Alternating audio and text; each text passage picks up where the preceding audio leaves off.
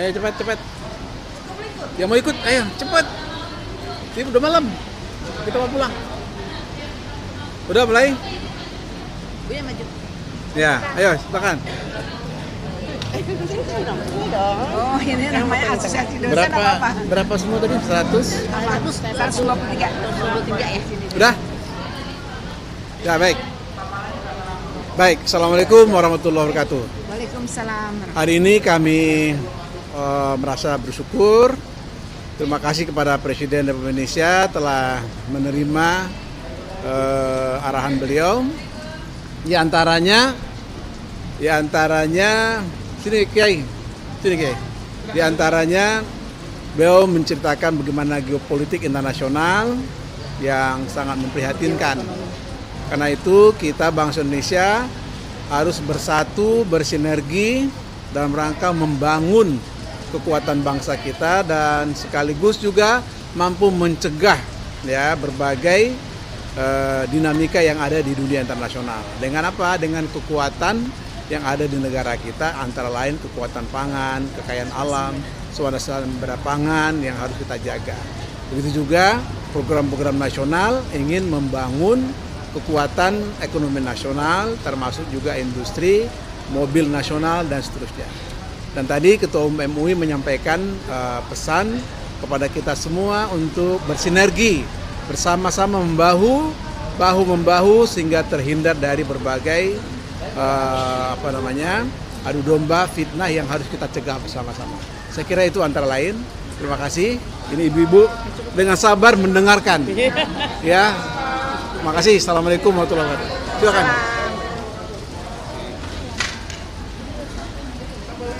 Mari.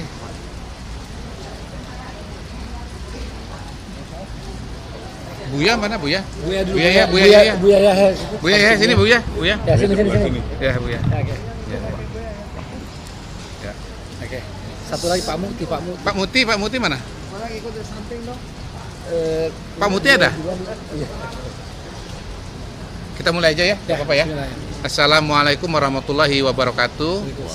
Teman-teman media, alhamdulillah pada malam ini kita berkesempatan buka puasa dengan Bapak Presiden, lalu silaturahmi dan dialog. Ya. Saya bersama para kiai dan tokoh-tokoh masyarakat kita, tokoh-tokoh Islam kita yang hadir pada malam hari ini. Total tadi sekitar 165 orang dan kurang lebih sekitar 3 jam bersama dengan Bapak Presiden. Bersama kita ada Pak Ahmad Mujani, Ketua MPR, ya Gus Yahya, kemudian Pak Marsudi Suhud, lalu Prof. Jimli Asidiki dan Pak Zaitun Rasmin. Mungkin bisa dimulai oleh Pak Marsudi Suhud barangkali atau dari Pak Mujani. Pak Mujani silakan Pak Mujani dulu. Ya. Silakan Pak Mujani. Mari sini Pak. Ke sini. Sini Pak. Sini Pak. Ya. Ini cari. Oh, iya. Enggak Pak. Silakan. Malam hari ini adalah malam silaturahmi antara Presiden Republik Indonesia Prabowo Subianto dengan para alim ulama, kiai, habaib, tokoh masyarakat, pimpinan pondok pesantren dan pimpinan ormas Islam. Pertemuan ini dimaksudkan untuk saling memahami, saling mendengar terhadap perkembangan informasi geopolitik, geoekonomi yang terjadi pada akhir-akhir ini. Dalam pertemuan tersebut tadi Presiden mengatakan bahwa yang dilakukan oleh beliau adalah demi keutuhan Republik Indonesia, demi keutuhan negara dan demi kedaulatan Republik Indonesia. Para ulama, para kiai memahami itu sebagai sebuah sikap yang dilakukan oleh Presiden pada jalan yang baik, yang benar. Karena itu kita semua diminta untuk tetap memberikan support, mendoakan agar apa yang dilakukan oleh Presiden Republik Indonesia bisa berjalan dengan baik, dengan mulus. Dan Presiden juga terus membuka diri untuk mendapatkan masukan, pandangan dari berbagai macam kalangan, termasuk dari para ulama, para kiai. Karena itu saya kira pertemuan ini diharapkan bisa berlangsung secara periodik dalam beberapa pekan atau dalam beberapa bulan yang akan datang. Terima kasih. Terima kasih. Silakan Pak Marsudi. Pak Marsudi. Ya, bahwa Assalamualaikum warahmatullahi wabarakatuh. Bahwa Presiden dengan buka puasa tadi menyampaikan beberapa hal yang sangat penting, baik perkembangan untuk dalam negeri atau luar negeri geopolitik The challenger, Pit Fergus. sendiri. Yang intinya mengajak kita bersama-sama, para kiai, para ustadz, para pimpinan pondok pesantren dan pimpinan agama untuk bersama-sama membangun bangsa ini, terutama bangsa kita di dalam negeri kita.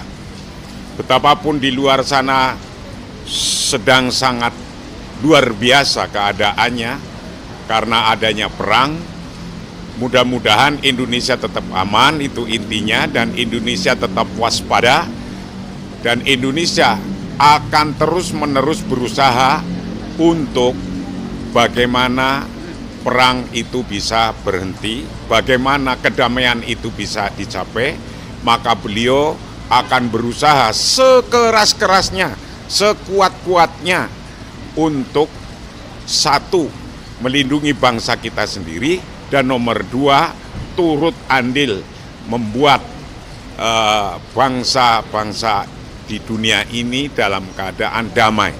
Yang sedang perang, segera damai. Yang masih belum rukun, segera rukun.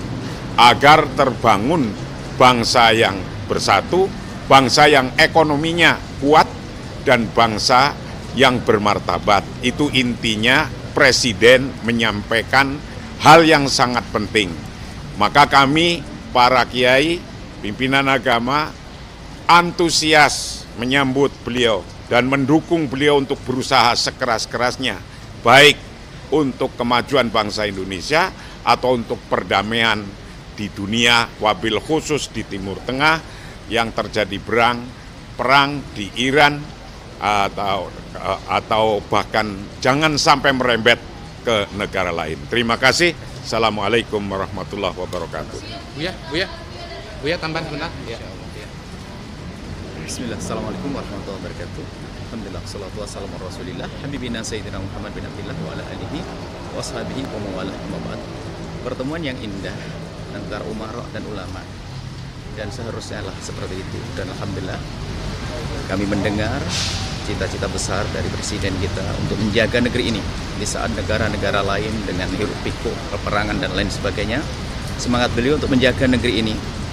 Maka tugas kita adalah yang pertama mendoakan. Ini yang sering kita lupakan. Kita mungkin sering bincang, teriak dan sebagainya. Kita lupa mohon kepada Allah, semoga Allah memberikan kekuatan. Semua program kebaikan yang beliau rencanakan, kita mohon kepada Allah, semoga dimudahkan. Amin. Dan jika ada kekurangan, beliau sangat terbuka untuk kita beri masukan. Dan insya Allah dialog semacam itu atau paling tidak pertemuan semacam ini semoga bisa terus berlanjut. Dan kami mohon kepada semuanya untuk bisa menjaga kesejukan negeri ini, jangan sampai ada hiruk pikuk. Ingat bahwasanya negara kita negara hebat, negara besar, dan beliau sudah cerita panjang lebar tentang tantangan negeri ini, dan akan bisa terjaga negeri ini diandalkan kebersamaan kita, persatuan kita, dan bagaimana kalau ada permasalahan segera diselesaikan dengan indah, bukan dengan caci maki, olok-olokan dan prasangka buruk. Semoga dijaga semuanya. Wahaikumsalam. Assalamualaikum warahmatullahi wabarakatuh. Itu adalah permasalahan besar yang tentu yang lebih tahu adalah beliau-beliau. Yang jelas apa yang telah disampaikan bagi kami adalah untuk menjaga negeri ini. Kalaupun ada perbedaan pendapat di antara bangsa ini, tentunya ayo kita jalani perbedaan dengan indah, bukan dengan caci maki dan prasangka buruk. Insya Allah semua menuju keindahan negeri ini, kebersamaan dan kejayaan negeri ini. Amin. Pak Muhajir, silakan Pak Muhajir. Ayo Pak Muhajir. Assalamualaikum warahmatullahi wabarakatuh. Saya melengkapi apa yang sudah disampaikan oleh pembicara sebelumnya. Saya hanya memberikan satu poin saja. Beliau tadi menjelaskan tentang keanggotaan beliau atau untuk Indonesia di BOP. Jadi beliau menegaskan bahwa keterlibatan beliau di BOP itu tidak serta-merta, tetapi sudah mulai proses yang panjang, sudah dibicarakan dengan beberapa pimpinan negara yang ada di wilayah, terutama wilayah Teluk, yang kemudian sepakat untuk bergabung. Yang strategi yang beliau pilih adalah yang dengan struggle from within. Jadi selama ini kita berada di luar, kita sekarang mencoba berjuang dari dalam. dan insya Allah apa yang akan beliau lakukan nanti adalah tetap berada di dalam koridor konstitusi kita, terutama di dalam pembukaan Undang-Undang Dasar kita, dan kemudian juga tetap berkomitmen kepada tujuan awal, yaitu terciptanya dua negara yang berkoeksistensi damai, yaitu negara merdeka Palestina dan Israel. Karena itu ke depan kita harus terus berupaya, baik apapun risikonya, apapun konsekuensinya, ikhtiar untuk membangun Palestina merdeka itu harus terwujud, dan itu tercantum di dalam perjanjian 20 poin di poin 19 dan poin 20 itu tegas bahwa memang tujuan BOP itu adalah terciptanya negara Palestina tadi berkoeksistensi dengan Israel. Saya kira itu yang menjadi pegangan kita. Dengan demikian maka tadi para ulama, para tokoh-tokoh agama semuanya sepakat dengan apa yang telah disampaikan oleh Bapak Presiden. Sekarang itu, assalamualaikum warahmatullahi wabarakatuh.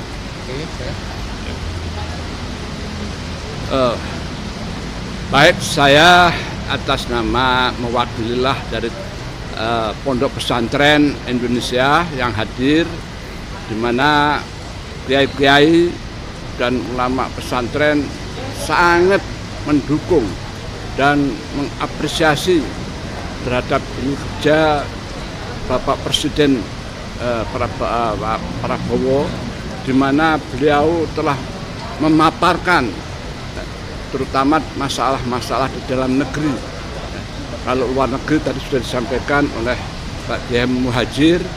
Nah, saya menyampaikan bahwa di sini Pak Prabowo ini bagi saya, bagi kami adalah real Presiden Indonesia. Ini yang kita harapkan, karena beliau yang jelas ingin bagaimana rakyat Indonesia bisa makmur, sejahtera dengan program-programnya, apakah itu MPG, apakah itu Koperasi Merah Putih, apakah itu nanti sekolah rakyat, dan semuanya itu memutus ya supaya yang orang tuanya miskin jangan sampai generasi anak-anaknya itu juga miskin. Ini yang kita benar-benar kita dukung ini, karena sudah sekian kekayaan Indonesia ini hanya 50, kata Pak Prabowo, 50 orang saja yang menikmati triliunan kekayaan Indonesia. Jadi sekarang dikembalikan kepada rakyat. Inilah misi yang beliau bawa supaya Indonesia mencapai suatu negara yang harapan kita, yaitu baldatun thayyibatun wa rabbun ghafur. Inilah saya hanya mendukung dan mengapresiasi ya, dengan program ekonominya, dan mudah-mudahan dalam tempo tidak lama rakyat kita akan makmur. Dan pemberantasan korupsi ini beliau betul-betul berani, dan tidak ada presiden yang berani menurut saya, baru Pak Prabowo ini. Mudah-mudahan berhasil, dan keuangan uang-uang yang dikorupsi itu bisa kembali kepada Indonesia, pada rakyat. Demikian, terima kasih, dan kita doakan Pak Prabowo sehat, panjang umur, dan insya Allah selamat ya, karena kiai-kiai al-ulama dan umaro ini jadi satu sekarang ini. Alhamdulillah, karena dalam hadis disebutkan sinfani idza sholihat sholihat nas wa idza fasadat fasadat nas. Ada dua kelompok ya. Kalau ketika dua kelompok ini baik, maka baiklah masyarakatnya. Apabila dua kelompok ini hubungannya buruk, rusak, maka rakyat juga akan rusak, yaitu antara ulama dan umaro. Sekian dari hubungan ulama umaro, insya Allah dengan dibina oleh Bapak Presiden Prabowo ini, Indonesia akan menjadi negara makmur, adil, dan santosa. Wassalamualaikum warahmatullahi wabarakatuh. Izin Gus. Assalamualaikum warahmatullahi wabarakatuh. Sebetulnya saya itu merasa agak berat untuk berbicara nanti dianggap mau memuji, ya. Tetapi ada kaidah lagi, al-haqqu ahaqqu ayyuqal, kebenaran tetaplah harus dikatakan. Saya sangat terharu sebetulnya karena Pak Presiden berangkat dari kesadaran tentang kondisi yang kita hadapi. Rahimallahu mra'an arafa qadra nafsi. Allah merahmati seseorang yang tahu tentang keadaan dirinya. Dia tahu tentang keadaan bangsanya, tentang kekuatan kita, dan beliau mau berbicara secara terbuka kepada stakeholder umat, ya, para pemimpin umat, tentang bagaimana kondisi kita dan apa tantangannya dan apa peluang kita. Ini poin kedua yang penting. Setelah kesadaran tentang kelemahan kita, tapi beliau juga bicara tentang peluang yang luar biasa yang ada. Dan satu semangat yang membuat kami terharu, bahwa kata beliau untuk kebaikan umat, bangsa, dan juga untuk umat Islam di dunia, apalagi di Palestina dan di berbagai wilayah. Sekecil apapun kemungkinan, kata beliau, saya tertantang untuk berusaha. Dan itu membuat kami terharu dan kami semua juga punya semangat yang sama. Sebab bagi kita semua ini adalah peluang yang diberikan Yang Maha Kuasa, harus kita upayakan selagi kita benar-benar sungguh-sungguh niat yang baik dan menempuh cara-cara yang terbaik. Wassalamualaikum warahmatullahi wabarakatuh. Ya mungkin ya. Saya ingin menyampaikan sedikit tambahan saja dari yang beliau sampaikan tadi, bahwa ada dua hal. Pertama, kita sepakat untuk memberikan kepercayaan dan berikan kesempatan kepada Presiden Prabowo Subianto untuk bekerja, untuk mewujudkan janji-janji beliau. Dan kedua, bahwa dari para ulama dan khususnya pimpinan-pimpinan ormas Islam, kami bersepakat untuk sudah ini nanti bekerja bersama-sama dengan para pembantu Presiden untuk membangun skema kerjasama, di mana di situ nanti akan ada bagian-bagian di mana ormas-ormas Islam dan para ulama juga akan mendapatkan ruangan untuk ikut berkontribusi di dalam mewujudkan berbagai macam agenda yang telah dicanangkan oleh pemerintah. Ini saja, terima kasih. Wassalamualaikum warahmatullahi wabarakatuh. Ya.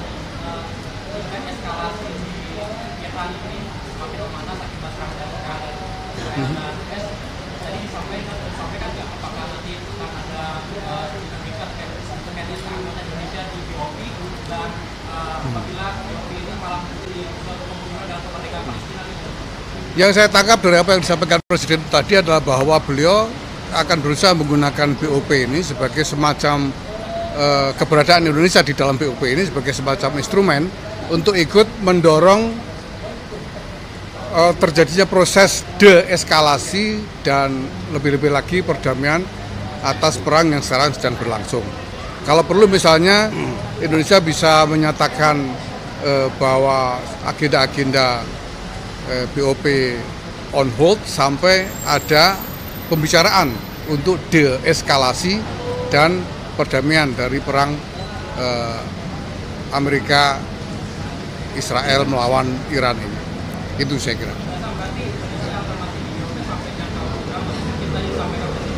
Ya BOP kan juga belum apa-apa. BOP ini baru mulai pembicaraan dan belum sampai kemana-mana. Tapi Indonesia sudah ada di dalamnya, sudah ada sejumlah negara-negara Timur Tengah yang juga ada di dalamnya, yang juga sudah berkomunikasi, bersepakat untuk terus menjalin koordinasi dengan Indonesia. Semua itu nantinya akan bisa menjadi instrumen untuk menjadikan BOP ini justru wahana mendorong terjadinya deeskalasi dan perdamaian dari perang yang sekarang sedang terjadi terkait dengan Iran itu. Ya.